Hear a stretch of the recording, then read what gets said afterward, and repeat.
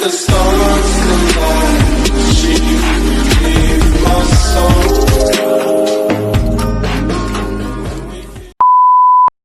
Assalamualaikum warahmatullahi wabarakatuh. Kami dari Public Relations kelas siang di sini untuk memenuhi nilai UAS mata kuliah Public Speaking. Perkenalkan, nama saya Peti Prastiwi. Di sini saya sebagai moderator kedua. Perkenalkan, nama saya Maulana Nurmansyah. Di sini saya sebagai narasumber 1. Perkenalkan, saya dengan Remy Lolong. Di sini sebagai kameramen. Perkenalkan, nama saya Filan Destiara sebagai narasumber 2. Dan perkenalkan, nama saya Novia Kusmawadani sebagai moderator pertama. Selamat Menyaksikan!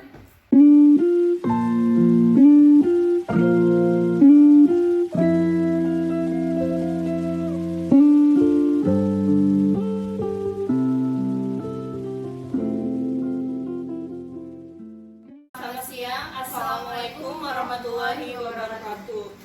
Baiklah teman-teman, marilah kita buka pertemuan siang ini dengan terlebih dahulu mengucapkan puji syukur kehadirat Tuhan Yang Maha Esa. Hidup tidaklah diukur dari panjang waktunya, tetapi diukur dari apa yang dapat kita sumbangkan dalam hidup. Peter Marshall. Fakta menariknya dalam diskusi kali ini yaitu bagaimana kita bisa beraktivitas di pandemik COVID-19. Baik, perkenalkan, nama saya Peti Prastiwi. Di sini saya sebagai moderator kedua dan rekan saya Novia Kusmawardani sebagai moderator pertama. Lalu perkenalkan narasumber pertama yaitu Bang Maul yang bekerja di Garuda Indonesia sebagai safety analyst, akan membawakan materi SOP New Normal di area perkantoran. Kemudian untuk narasumber yang kedua, kalian yang bekerja di Rumah Sakit Karya Medika 2 Tambun sebagai perawat yang akan membawakan SOP New Normal di area rumah sakit. Baik, langsung saja dipersilakan untuk Bang Mao untuk membawakan materi protokol new normal di area perkantoran. Terima kasih Novia untuk kesempatan dan waktunya. Di sini saya akan menjelaskan materi protokol new normal secara general di area perkantoran. Jadi sebelum ke kantor di era pandemi COVID-19 ini, kita ada beberapa protokol yang harus kita jalani, yang harus dilaksanakan oleh pekerja atau warga. Apa itu protokolnya? Kita harus membawa masker, hand sanitizer, dan yang kedua membawa alat makan sendiri ketika membawa alat ibadah kita sendiri. Dan yang penting saat kita sebelum berangkat ke kantor, kita pastikan nih badan kita dalam kondisi fit atau kondisi sehat. Apabila kondisi kita lagi kurang sehat, kurang fit, ya disaranin sih kita di rumah aja atau kita konsultasi ke dokter terdekat. Oke, pastikan tubuh dalam kondisi sehat sebelum ke kantor. Kita mau pakai masker, lalu kita dalam perjalanan menggunakan transportasi umum, baiknya kita melakukan posisi physical distancing terhadap penumpang atau orang lain di dalam kendaraan umum. Berapa jaraknya? Jaraknya itu adalah 1 meter dari orang tersebut. Lalu saat kita masuk ke kantor, pastikan ada petugas yang ngecek suhu tubuh. Suhu tubuhnya itu dicek berapa maksimalnya sesuai dengan gugus tugas. Petugas gugus tugas itu 37,3. Kalau lebih dari 37,3 mungkin bisa disarankan pulang atau cek ke klinik terdekat. Lalu tetap memastikan physical distancing saat melakukan termogan. Selanjutnya apabila ada di area perkantoran, biasanya ada yang pakai lift nih area perkantorannya. Nah, di situ juga ada protokol tersendiri untuk setiap pegawai atau karyawannya mau masuk di lift. Itu protokolnya ada 50% dari isi lift tersendiri. Contoh nih, kalau misalnya protokol biasa lift kapasitasnya 8 bisa masuk 8 orang. Jadi di era COVID-19 ini protokolnya itu menyebutkan 50% dari kapasitas lift tersebut. Berapa? Contoh 8. Nah, untuk sekarang mungkin 50% jadi 4 orang yang hanya bisa masuk ke dalam lift tersebut. Lebih dari itu harus menunggu giliran berikutnya. Oke, selanjutnya itu saat kita memasuki ruangan tetap harus pakai masker ya teman-teman. Jadi every time tuh kita harus pakai masker, dan saat masuk ke ruangan ya sebisa mungkin buka pintu itu jangan pakai gagang tangan. Tangan kita pakai siku. Kenapa? Di gagang pintu itu yang kita tahu penyebaran bisa lewat gagang pintu itu sendiri. Jadi apabila kita buka pintu pakai gagang, jangan pakai gagang tangan, tapi pakai siku. Lalu jangan lupa setelah itu mencuci tangan atau menggunakan hand sanitizer. Nah, itu fungsinya hand sanitizer yang kita bawa saat kita mau melakukan aktivitas atau mau selesai melakukan aktivitas, sebisa mungkin kita membersihkan tangan pakai hand sanitizer. Terus saat di dalam ruangan juga ada protokol tersendiri teman-teman. Apa protokolnya? Kita duduk tidak boleh terlalu mepet atau menerapkan posisi physical distancing yang jaraknya 1 meter dari teman kita di sebelahnya, dan menggunakan alat peralatan kerjanya tuh kalau bisa sendiri, jangan gabung sama punya teman. Misalnya kita pulpen atau pensil, kita untuk di era covid ini yang minjem ke punya teman, lebih baik kita membawa sendiri dari rumah.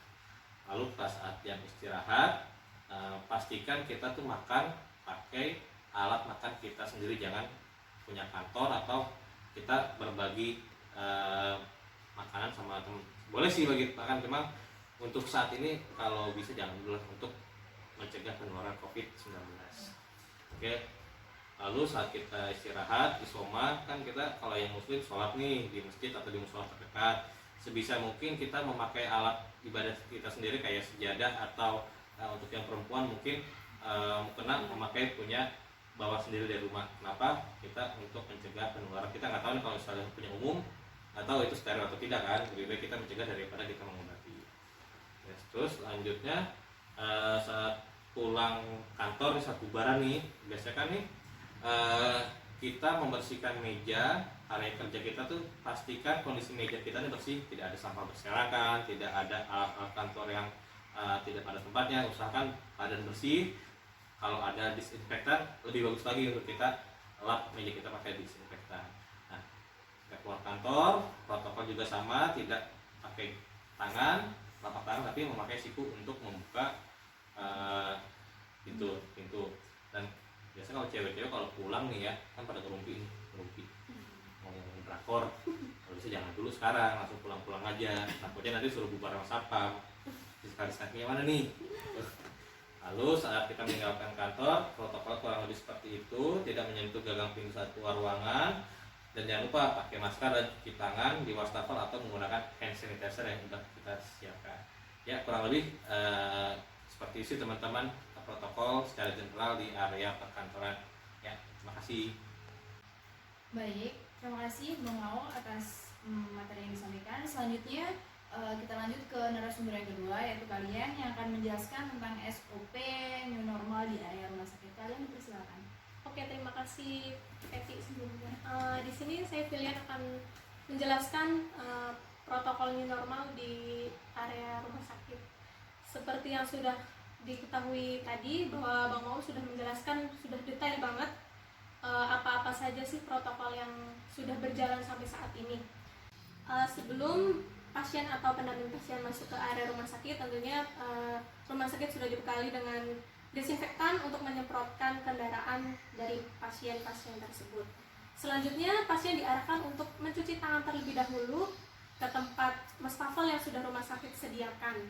Selanjutnya pasien atau pengunjung diarahkan untuk pengecekan suhu yang diberikan rumah sakit, yaitu antara 37,3 sampai dengan 37,5. Selebihnya di atas 37,5 pasien dilarang untuk menuju ke area rumah sakit. Selanjutnya pasien atau pengunjung diwajibkan sekali untuk menggunakan masker. Kemudian pasien yang sudah lolos seleksi langsung menuju ke area pendaftaran dengan tetap menerapkan physical distancing. Selanjutnya pasien yang ingin bertemu dengan dokter sekali lagi diwajibkan untuk tetap menggunakan masker, menggunakan hand sanitizer, dan menerapkan physical distancing antara dokter, perawat, dengan pasien. Oke teman-teman, bahwa di rumah sakit tempat saya bekerja sudah menyediakan rapid test dan swab test. Nanti kalian bisa langsung hubungi saya atau bisa langsung datang ke rumah sakit tempat saya bekerja. Itu gratis. Bayar. Gratis. Untuk kalau misalnya kalian mau tahu harganya, untuk harga rapid test itu sekitar 500.000, sedangkan yang swab PCR itu sekitar 1.500.000. Dan jangan lupa kalau di rumah sakit itu adalah kita punya moto kesehatan Anda kepedulian kami. Terima kasih. Itu tadi adalah protokol new normal yang ada di rumah sakit tempat saya bekerja. Baik, terima kasih Lian udah membawakan materi protokol new normal di area rumah sakit, dan Bang Mao tadi sudah menjelaskan protokol new normal di area perkantoran. Baik, selanjutnya kita masuk ke sesi tanya jawab. Bagi rekan atau teman yang ingin bertanya, boleh langsung bertanya kepada narasumber kita. Lalu bagaimana jika ada karyawan yang diketahui suhu tubuhnya 37,3 derajat Celcius? Apa yang akan dilakukan oleh petugas?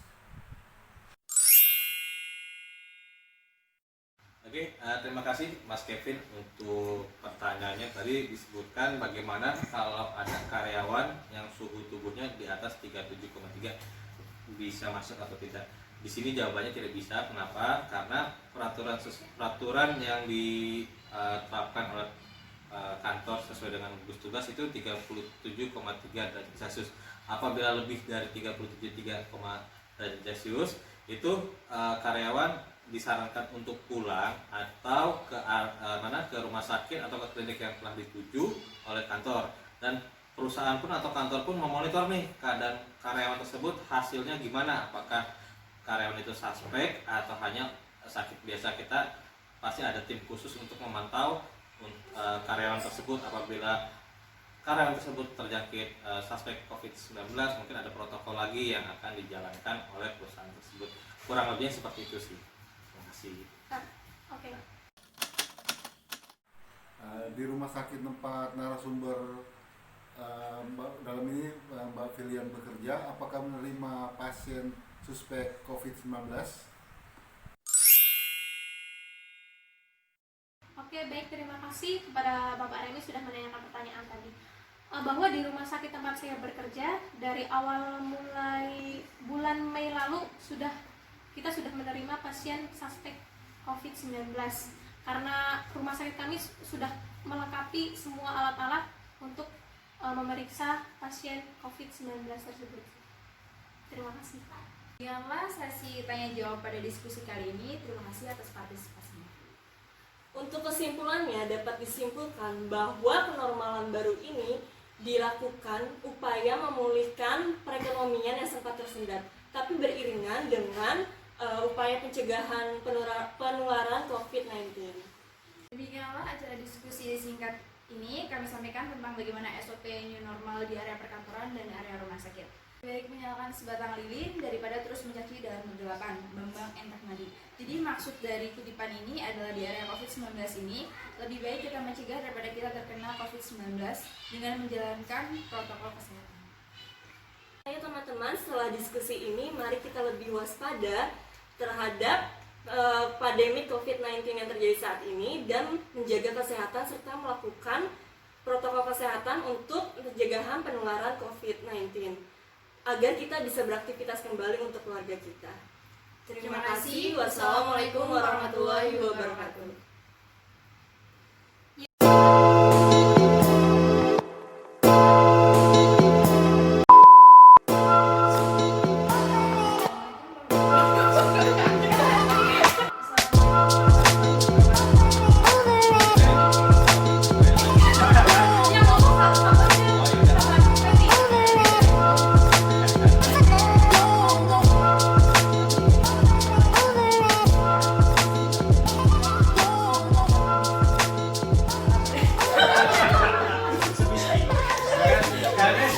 Karena